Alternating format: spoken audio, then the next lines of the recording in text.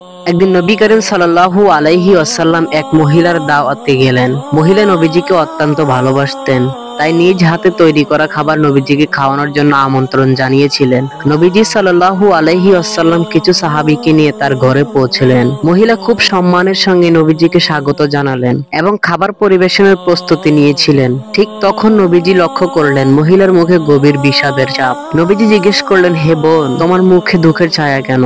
মহিলা কান্নায় জড়িত কণ্ঠে বললেন, ইয়া রাসূলুল্লাহ সাল্লাল্লাহু আলাইহি ওয়াসাল্লাম, আমার দুটি ছোট ছেলে কিছুদিন আগে মারা গেছে। আমি তাদের হারিয়ে ভীষণ কষ্টে আছি। রাসূলুল্লাহ সাল্লাল্লাহু আলাইহি ওয়াসাল্লাম তা শুনে চুপচাপ মাথা নিচু করলেন। তারপর কোমল কণ্ঠে বললেন, তুমি কি চাও আল্লাহ তাআলা তোমার সন্তানদের তোমার সামনে ফিরিয়ে দেন? মহিলা অবাক হয়ে বললেন, ইয়া রাসূলুল্লাহ, তা কি সম্ভব? নবীজি সাল্লাল্লাহু আলাইহি ওয়াসাল্লাম বললেন, আল্লাহর জন্য কিছুই অসম্ভব নয়। তারপর নবীজি সাল্লাল্লাহু আলাইহি ওয়াসাল্লাম ওযু করে নামাজে দাঁড়ালেন। তিনি আল্লাহর দরবারে দুহাত তুলে দোয়া করলেন, হে আল্লাহ, তুমি এই মায়ের সন্তানের মৃত্যুর শোক দূর করে দাও, তোমার কুদরতে তাদের ফিরিয়ে দাও। অতঃপর নবীজি সাল্লাল্লাহু আলাইহি ওয়াসাল্লাম দোয়া শেষ করলেন। হঠাৎ দেখা গেল ঘরের কোণ থেকে আওয়াজ আসছে, দুই শিশু জীবিত হয়ে উঠেছে। তারা দৌড়ে এসে মায়ের বুকে ঝাঁপিয়ে পড়লো। মা কান্নায় ভেঙে পড়লেন আর নবীজি সাল্লাল্লাহু আলাইহি ওয়াসাল্লাম এর চোখে আনন্দের অশ্রু ঝরতে লাগলো। সাহাবীগণ বিস্ময়ে তাকিয়ে বললেন, আল্লাহু আকবার, সত্যিই নবীজির দোয়ায় আল্লাহর রহমত নেমে আসে।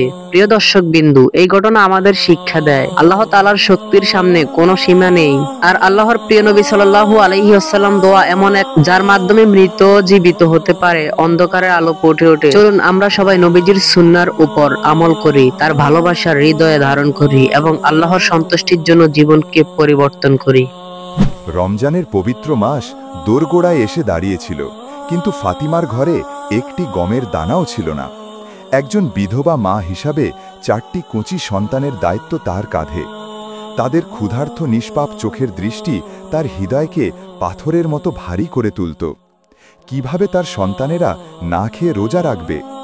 দারিদ্র্যের কঠিন বাস্তবতার মুখোমুখি হয়ে ফাতিমা তার আত্মীয়দের কাছে সাহায্য চাইতে বাধ্য হল, কিন্তু তার আশা ভেঙে চুরমার হল অপমান আর উপেক্ষার মাধ্যমে।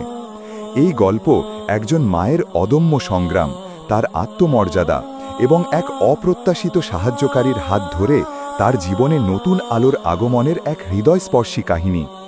এটি দারিদ্র্যের যন্ত্রণা, আত্মীয়তার উদাসীনতা এবং মানবিকতার অপ্রতিরোধ্য শক্তির মাঝে আশার একটি অম্লীন বার্তা বহন করে।